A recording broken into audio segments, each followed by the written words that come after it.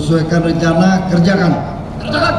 Syederalun sebanyak 480 prajurit TNI dari Batalion Infanteri Yonif 111 Karma Bakti Purna Tugas usai melaksanakan satuan tugas pengamanan perbatasan statis Republik Indonesia dengan Papua Nugini selama 1 tahun 4 bulan.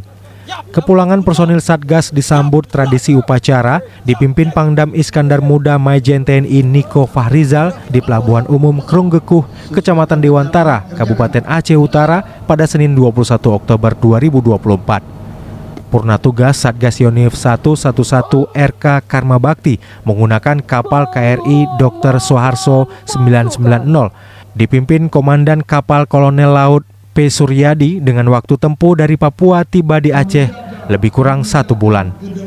Dikatakan Pangdam, tugas di wilayah perbatasan bukanlah tugas yang mudah.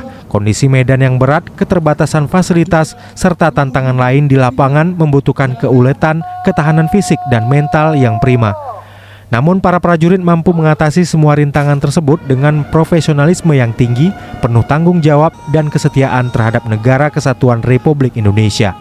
Kita menyambut kepulangan pasukan kita, yaitu Satgas Pantas statis di RI PNG dengan jumlah 450 orang dari Batalion Infanteri 111 atau 111 Karma Bakti. Ya, karena kita merasa inilah pasukan dari Kodam Iskandar Muda, pasukan dari Aceh yang sudah berhasil di Papua sana. Kita lihat bagaimana saat mereka video-video perpisahan, masyarakat semua menangis. Itu menunjukkan bahwa kita di samping pemulia Jameh bisa, kita juga bisa memuliakan tuan rumah. Tuan rumah di sana sedih melihat kepulangan pasukan kita.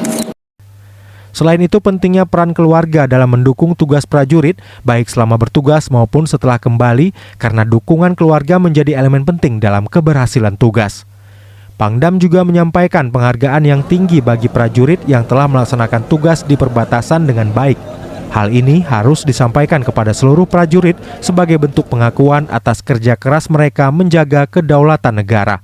Keberhasilan prajurit dalam membangun komunikasi yang baik dengan masyarakat di wilayah perbatasan akan menjadi landasan bagi tugas-tugas TNI di masa mendatang untuk selalu mengedepankan kemitraan dengan masyarakat.